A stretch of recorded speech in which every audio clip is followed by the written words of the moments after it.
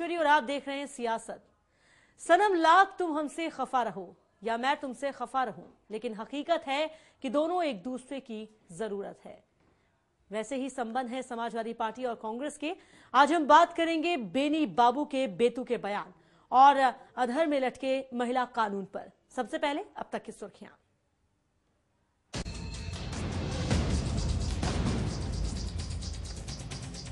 सहमति से सेक्स की उम्र 16 करने पर राजनीतिक पार्टियों का ऐतराज। सर्वदलीय बैठक में बिल के ज्यादातर मुद्दों पर बनी सहमति। कल संसद में पेश होगा बिल।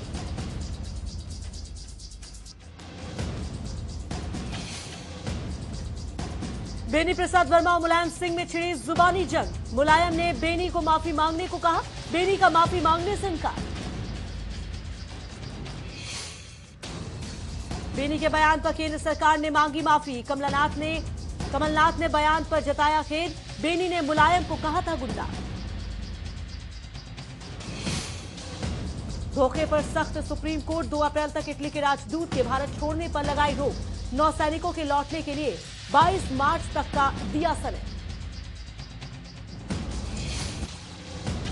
और बस थोड़ा और करिए इंतजार। मोहाली टेस्ट में जीत के बेहद करीब टीम इंडिया। कंगारू के खिलाफ किसी भी टेस्ट सीरीज में भारत की होगी ये बड़ी जीत।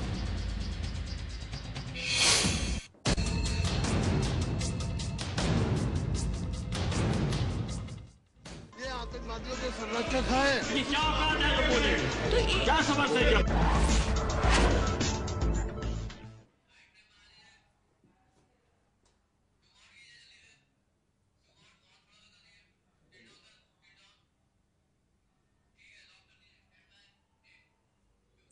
तो लोकसभा में बेनी के बयान पर हंगामा हो गया, जिसके बाद सदन की कार्रवाई को स्थगित कर दिया गया। एसपी सुप्रीमो मुलायम सिंह यादव और बेनी प्रसाद वर्मा में नोकझोंक हो गई। बेनी प्रसाद वर्मा ने मुलायम सिंह को गुंडा और आतंकवादी कहा था, जिस पर आज मुलायम सिंह ने सदन में आपत्ति दर्ज कराई। वहीं बेनी अपने बयान पर अभी भी कायम है।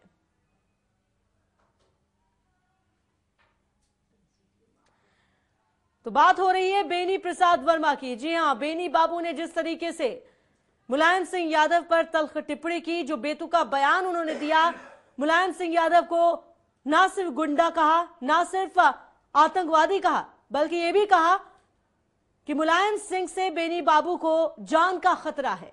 इस बयान को लेकर अब हंगामा शुरू हो गया है और इस हंगामे की गूंज साफ तौर पर दोनों सदनों में सुनाई दी। आपको बताते चले कि इसी हंगामे की वजह से सदन की कार्रवाई को स्थगित भी करना पड़ा।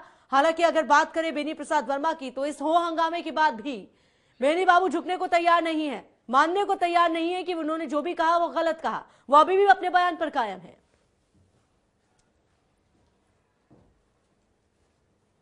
तो सपा नेताओं ने पूरी तरह से मोर्चा खोल रखा है और सीधी और साफ मांग समाजवादी पार्टी की तरफ से की जा रही है कि बेनी प्रसाद वर्मा अपने इस बयान को लेकर माफी मांगे। इतना ही नहीं, उन्हें मंत्रिमंडल से बर्खास्त किया जाए। जिस तरीके से वो मंत्री हैं, उन्हें इस्तीफा दे देना चाहिए, उनसे इस्तीफा ले लिया जाए, ये कहना है समाजवादी पार्टी का। और इसी को लेकर लगातार जो समाजवादी पार्टी के सांसद हैं वो दबाव बना रहे हैं सरकार पर। हालांकि सुबह तक आपको बताते चले कि जब सदन की कार्रवाई शुरू हुई और हंगामा हुआ, उसके बाद ये माना जा रहा था कि अपने नेता की इस बेतुकी बयानबाजी को लेकर कांग्रेस की तरफ से, पार्टी की तरफ से रुख को साफ किया जा सकता है। जब कुछ नहीं हुआ तो अंत में जाकर अब ये खबर आ रही है कि कांग्रेस ने बेनी बाबू के इस बयान को लेकर माफी मांगी है। तो हंगामा हो रहा है बेनी प्रसाद वर्मा के बेतुके बयान को लेकर। आखिर अपने इस बेतुके बयान में उन्होंने किस तरीके से मुलायम सिंह यादव पर टिप्पणी की और क्या कुछ निशाना साधा, क्या कुछ कहा उनके बारे में, आप खुद सुनिए। के बाद मुसलमान कह के समाजवादी पार्टी गुजरात में चुनाव लड़ी मोदी को जिताने के लिए। आतंकवादी न हिंदू होता है न मुसलमान, ये आतंकवादियों के संरक्षक हैं, ये आतंकवादियों के संरक्षक हैं। दावे के साथ कहता हूं। संसद में सीधे तौर पर बेनी बाबू ने आरोप लगाया मुलायम सिंह यादव पर। आरोप जब लगाया गया है तो प्रत्यारोप तो होगा ही। क्या कुछ कहा मुलायम सिंह यादव ने अपने बचाव में, आप खुद सुनिए। मुलायम सिंह आतंकवादियों का संरक्षक है, मुसलमानों का ज्यादा पक्ष लेते हैं, ये कहा इन्होंने।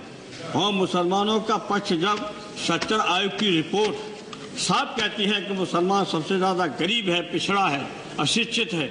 उन्होंने भी कहा कि इनका आरक्षण होना चाहिए, इन्हें विशेष सुविधा देनी चाहिए। इसी सदन के अंदर प्रधानमंत्री जी ने भी कहा कि हाँ, हमारे पास रिपोर्ट आई सचिवालय की। तो बात हो रही है बेनी बयान और बवाल की। ये बवाल लगातार जारी है, कैसे शांत होगा, क्या कुछ होगा, इसी पर सबकी नजर है। फिलहाल इसी मुद्दे पर चर्चा करने के लिए हमारे साथ सीधे स्टूडियो में मौजूद हैं चल न्यूज के मैनेजिंग एडिटर उदय सिन्हा जी। उदय जी, इस लड़ाई को लेकर तो आपसे करेंगे चर्चा, लेकिन सबसे पहले आपसे जानना चाहेंगे कि बेनी बाबू के इस बयान को आप किस तरीके से देखते हैं, कितना इत्तेफाक रखते हैं आप इस बात से? नहीं, बेनी बाबू ने जो कहा, बेनी बाबू ने सीधे सीधे आतंकवादियों के संरक्षक के रूप में मुलायम सिंह को कहा, मुलायम सिंह को देखा है, जो कि दुर्भाग्यपूर्ण है। मेरा ये कहना है कि अगर एक माननीय सदस्य, सदन का माननीय सदस्य दूसरे सदस्य की अगर इज्जत नहीं करेगा और उसके प्रति अगर दुर्भावनापूर्ण बयान देगा, तो फिर आम लोगों से हम कैसे अपेक्षा करेंगे कि वो माननीय सदस्यों की इज्जत करें और माननीय सदस्य जो कह रहे हैं उसे गंभीरता से लें। बेनी बाबू ने क्या कहा, क्या नहीं कहा, ये इसका एक इतिहास है। बेनी बाबू पहले मुलायम सिंह की पार्टी में थे। मुलायम सिंह की पार्टी में रहते समय धीरे धीरे मुलायम सिंह ने बेनी बाबू को काटने की भरपूर कोशिश की, बेनी बाबू को डिस्टेंस किया और जो नेतृत्व से डिस्टेंस किया। बेनी बाबू उसके बाद कांग्रेस में आ गए। तो ये अंदर की टीस है, ये मुलायम सिंह यादव के खिलाफ बेनी बाबू की टीस है, जो कि वो बोल रहे हैं। और वैसे आमतौर पर बेनी बाबू कुछ का कुछ कह जाते हैं जरूर, और वो शायद उनके सोचने, बोलने और करने में तारतम्यता नहीं होती। और बेनी बाबू ने जो भी कहा सदन में, हमारे ख्याल से ये ऐसा नहीं कहा जाना चाहिए था। खास करके इसलिए कि बेनी बाबू एक मंत्री हैं, माननीय मंत्री हैं। मुलायम सिंह यादव इतने सीनियर पॉलिटिशियन है, समाजवादी पार्टी के अध्यक्ष है, सदन के सदस्य हैं, लोकसभा के सदस्य हैं। और लोकसभा का एक लोकसभा का सदस्य दूसरे लोकसभा के सदस्य की अगर कोई किसी भी प्रकार से अवमानना करने की कोशिश करता है तो ये दुर्भाग्यपूर्ण है, ऐसा नहीं होना चाहिए। बिल्कुल उदय जी, जिस तरीके से आपने कहा कि टीस है, टीस हो सकती है, नाराजगी हो सकती है, दो नेता हैं, किसी न किसी मुद्दे को लेकर, किसी न किसी बात को लेकर, दोनों पार्टियों का अलग काम करने का तरीका होता है, हो सकता है इस बात को लेकर दोनों नेताओं में नाराजगी हो। लेकिन ये कैसी राजनीति, ये कैसी बयानबाजी कि आप शिष्टाचार भूल जाएं, आप एक मर्यादा होती है उसे भूल जाएं। अगर आप किसी शख्स पर या किसी नेता पर इस तरह का आरोप लगाते हैं तो उसके क्या मायने निकलते हैं, क्या संदेश जाएगा जनता के बीच में, यह भी बहुत सोचने की जरूरत है। और क्या आपको लगता है कि अगर कोई कार्यकर्ता या छोटा भैया नेता अगर इस तरह की बयानबाजी करे तो समझा जा सकता है? आप मंत्री हैं, आप नेता हैं, आपकी कुछ जिम्मेदारी बनती है। अगर आप ऐसे लफ्जों का इस्तेमाल करेंगे तो पार्टी पर क्या असर पड़ेगा? बिल्कुल, जो एक आम व्यक्ति होता है, आम नागरिक होता है, वो अपने नेताओं को देखता है कि उनका व्यवहार कैसा हो, उनके व्यवहार की कॉपी करता है और उनसे अपेक्षा करता है कि वो अपना कंडक्ट ठीक रखें, अपना कंडक्ट में वो दूसरे के प्रति जो भावना व्यक्त कर रहे हैं उसमें एक शालीनता हो और संयम हो। अगर शालीनता, संयम और विवेक, ये तीन चीजों का आपस में मिलान नहीं हो, तब फिर वो सड़क पर खड़े होकर और तू मैं करने से और कोई लाभ नहीं होता और उसका ये नहीं होता। बेनी बाबू ने जो कहा ऐसा नहीं कहना चाहिए था, ये मैं मानता हूं। दूसरी बात है कि समाजवादी पार्टी में अगर बेनी प्रसाद वर्मा पहले थे और किसी वजह से अगर उनके मन की कोई टेस है और अगर उनके मन में कोई भड़ास है निकालने के लिए अगर मुलायम सिंह यादव के प्रति, तो उसकी भाषा संयत होनी चाहिए थी। आप क्या कह रहे हैं? आप सदन में कह रहे हैं कि ये आतंकवादियों के संरक्षक है।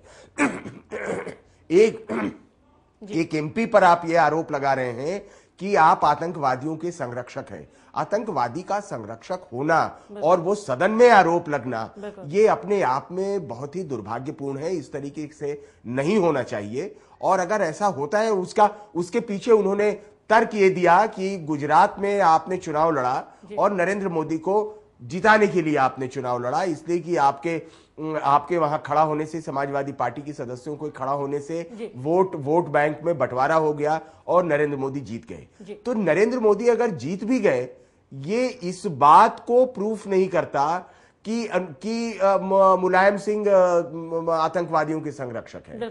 तो इसे हमारे ख्याल से इसे बहुत ज्यादा बढ़ाना नहीं चाहिए। ये जो आप उदय जी बात बोल रहे हैं तो आज बोली गई है, लेकिन ये जो पूरा बवाल जब से शुरू हुआ है, 4 दिन पहले की बात है जब गोंडा में आप बोला था बेनी प्रसाद वर्मा ने अपने इस बयान को और सीधे तौर पर हमला किया था मुलायम सिंह यादव ने। दर्शकों की कहीं ना कहीं जानकारी के लिए उन्हें वो बयान भी हम सुना देते हैं कि गोंडा में क्या कुछ कहा था बेनी प्रसाद वर्मा ने।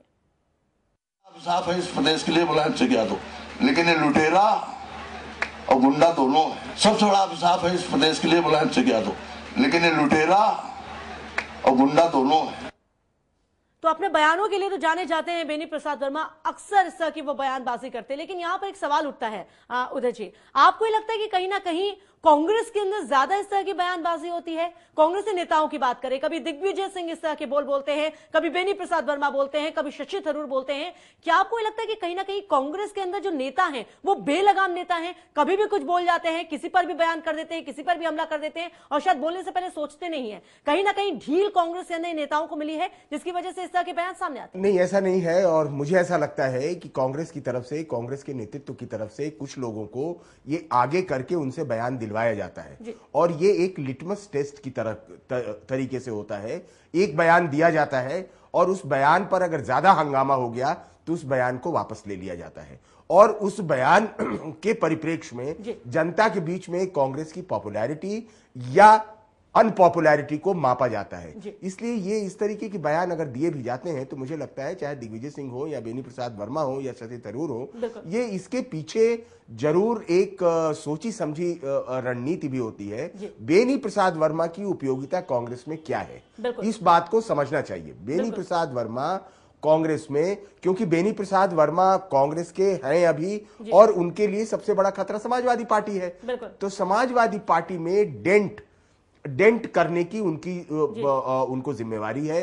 वो लुटेरा और गुंडा अगर कहते हैं मुलायम सिंह को, तो जाहिर तौर पर वो कांग्रेस के लिए वोट बैंक तलाश रहे हैं। वहां यानी कि ये भी एक तरह से कहीं ना कहीं ये काम करने का तरीका है पार्टी का, कुछ जानने का, पहचानने का। इस तरह की बयानबाजी की जाती है तो बहुत कुछ चीजें निकलकर सामने आती हैं। फिलहाल एक नेता ने इस तरह की बयानबाजी की है, किस तरीके से दूसरे नेता यानी कि कांग्रेस के अगर दूसरे नेता की बात करें पीएल पुनिया की, उन्होंने इस बयान को लेकर क्या कुछ कहा, उनसे बात की चैनल न्यूज़ से आशिफ इकबाल ने। आइए आपको सुनाते हैं।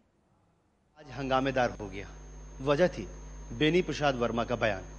समाजवादी पार्टी साफ कह रही है कि अब वो संसद नहीं चलने देगी। क्योंकि वो संसद को क्यों चलने दे? क्योंकि जब उनके बड़े नेता के खिलाफ इस तरीके से बयानबाजी कर रहे हैं। हमारे साथ इसी मसले बात करने के लिए कांग्रेस के वरिष्ठ सांसद पीएल पुनिया साहब हैं। हम सीधे इन्हीं से पूछ लेते हैं, पुनिया साहब क्या कहेंगे इस तरह के बयान?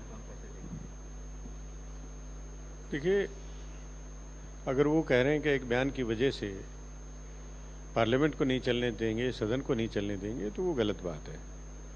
जो भी अगर कोई शिकायत है, जिसको आपत्ति है, तो अपनी बात सदन में कहनी चाहिए और किसी भी सूरत में ये स्टैंड नहीं लेना चाहिए कि हम हाउस को नहीं चलने देंगे।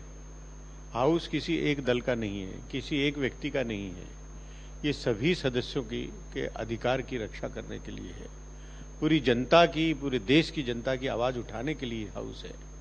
और किसी एक दल को अगर आघात किसी बात से पहुंचा है, उसके आधार पर इस सदन को ना चलने की घोषणा मैं समझता हूँ आपत्तिजनक है। ठीक है, लेकिन जिस तरीके से वो कह रहे हैं कि एक जनप्रिय नेता को, एक पूर्व मुख्यमंत्री को, और इस वक्त जो कांग्रेस के सबसे बड़े सहयोगी के रूप में काम कर रहे हैं, बाहर से सपोर्ट कर रहे हैं, उस नेता के लिए इस तरह का बयान राजनीतिक, अगर हम पार्टी के मसलों पर भी छोड़ दें, पार्टी फिर से अलग हट के बात करें, तो क्या किसी केंद्रीय मंत्री को इस तरह के बयान देने चाहिए आपको?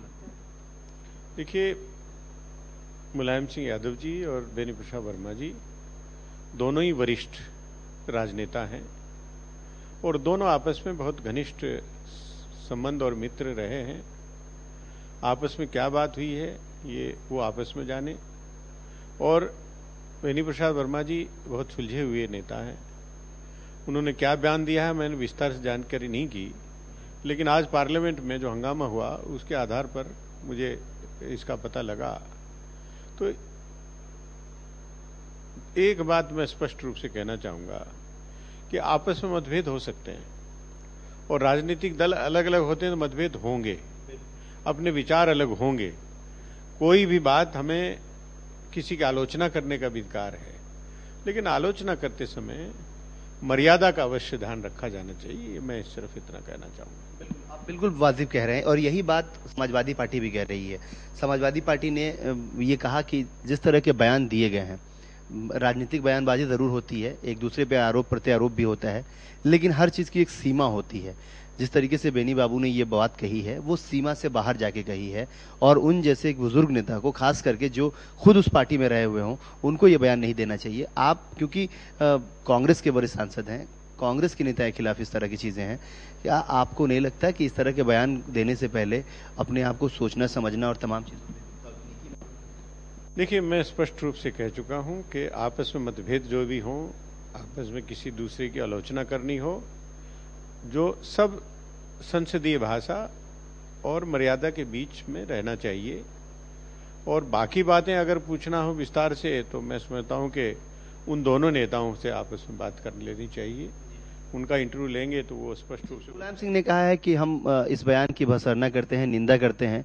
बेनी प्रसाद वर्मा को तुरंत, सोनिया गांधी जी को उन्होंने कहा है कि इनको तुरंत मंत्रिमंडल से हटाएं, इस तरह के बयान पे माफी मांगे। और वहीं बेनी प्रसाद वर्मा जी ने भी ये कहा है कि इस बयान से मैं किनारा नहीं करता हूं और न ही मैं माफी मांगू।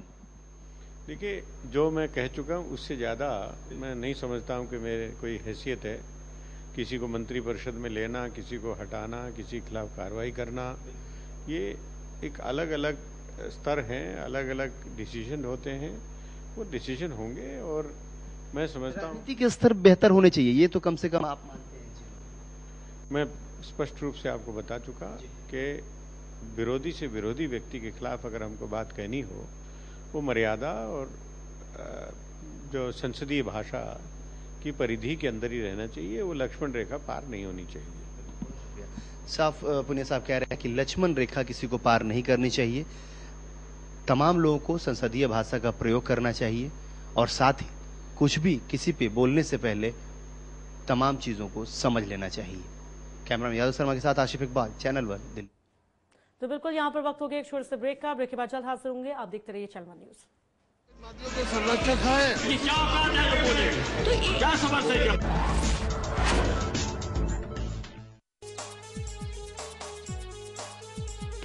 भूपेंद्र सिंह हुड्डा ने सदा सच का साथ निभाया है, झूठे वादे नहीं किए, नहीं जनता को बहकाया है, बिन वादा किए बिजली बिलों को करके माफ दिखाया, जनता की भलाई में मजबूत कदम उठाया है, जनता की भलाई में मजबूत कदम उठाया है। किसानों की पीड़ा को समझते हुए मुख्यमंत्री ने दूसरे नेताओं की तरह कोरे आश्वासन नहीं दिए, बल्कि किसानों की टीस का एहसास करते हुए प्रदेश में ग्रामीण क्षेत्रों में रहने वाले लोगों के 1600 करोड़ रुपए के बकाया बिजली के बिलों की माफी करके एक मजबूत कदम उठाया है। और देश में ये अपने किस्म की पहली मिसाल है।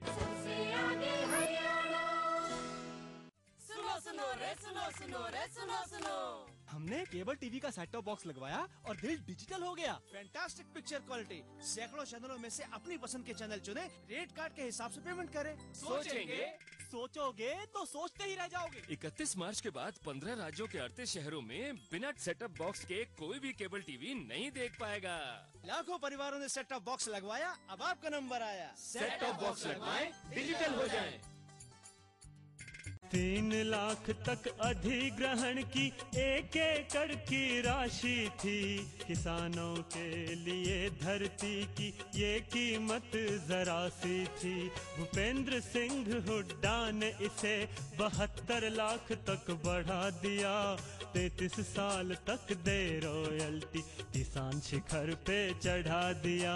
33 साल तक देकर रॉयल्टी, किसान शिखर पे चढ़ा दिया। वर्तमान हरियाणा सरकार के आने से पहले किसान भाइयों की जमीन का अधिग्रहण कौड़ियों के भाव लगभग 2 से 3 लाख रुपए प्रति एकड़ के हिसाब से किया जाता था।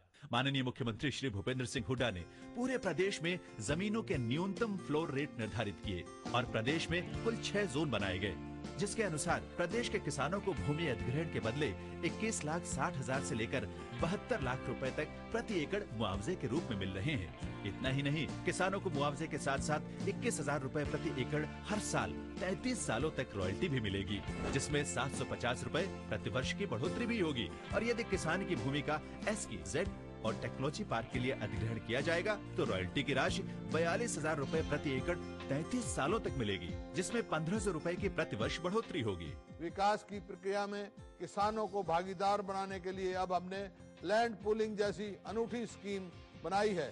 इस स्कीम में यह इंतजाम किया गया है कि जिस किसान की भूमि का अधिग्रहण होता है वह या तो मुआवजा ले सकता है या मुआवजे की एवज में विकसित भूमि ले सकता है। ये आतंकवादियों के संरक्षक हैं। क्या बात है, बोले क्या समझते? तो ब्रेक के बाद आपका एक बार फिर से स्वागत है। हम बात कर रहे हैं बेनी प्रसाद वर्मा की, जिनके बयान को लेकर अब बवाल खड़ा हो गया है और फिलहाल इसे लेकर आरोपों और प्रत्यारोपों का दौर जारी है। लेकिन बात अगर बेनी प्रसाद वर्मा की करें तो वो झुकने को तैयार नहीं। इस मुद्दे पर हम लगातार चर्चा कर रहे हैं।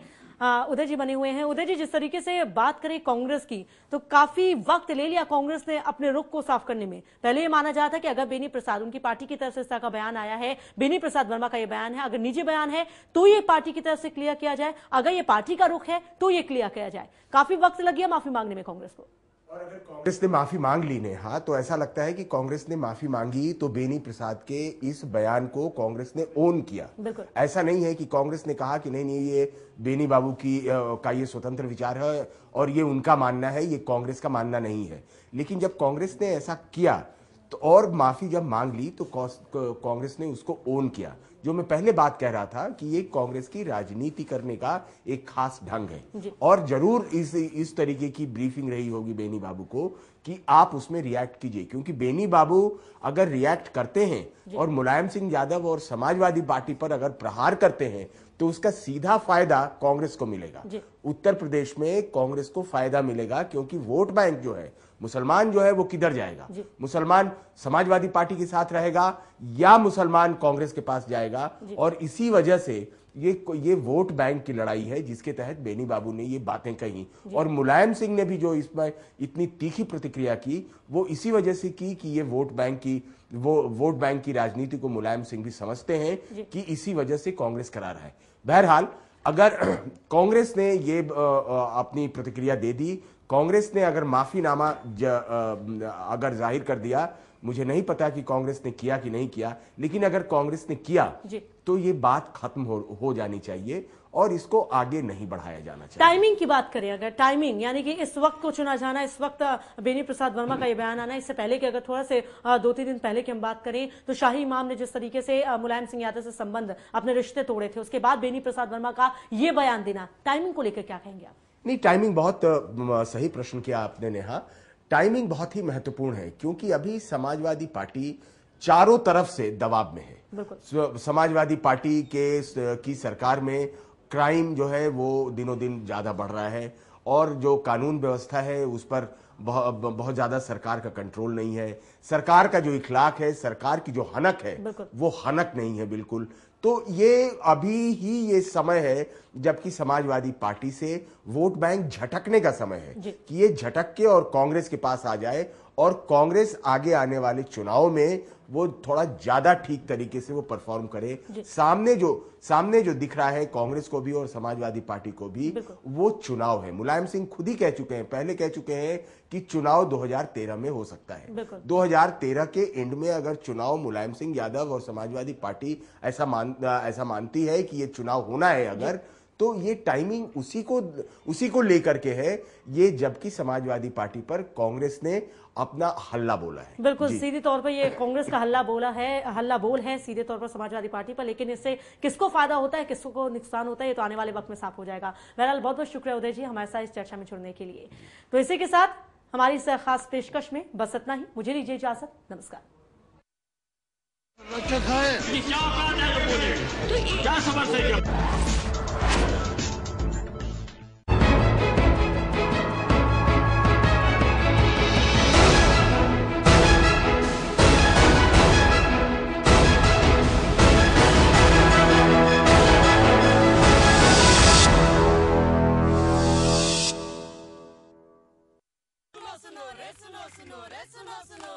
हमने केबल टीवी का सेट टॉप बॉक्स लगवाया और दिल डिजिटल हो गया। फैंटास्टिक पिक्चर क्वालिटी, सैकड़ों चैनलों में से अपनी पसंद के चैनल चुने, रेट कार्ड के हिसाब से पेमेंट करें। सोचेंगे, सोचोगे तो सोचते ही रह जाओगे। 31 मार्च के बाद 15 राज्यों के 38 शहरों में बिना सेटअप बॉक्स के कोई भी केबल टीवी नहीं देख पाएगा। लाखों परिवारों ने सेट टॉप बॉक्स लगवाया, अब आपका नंबर आया। सेट टॉप बॉक्स लगवाएं, डिजिटल हो जाएं। अनुसूचित जाति पिछड़े वर्ग के प्रिय बालक बालिकाओं, स्कूल और कॉलेज में पढ़ो, सरकारी वजीफे तुम पाओ। वर्दी बस्ता जर्सी जूते स्टेशन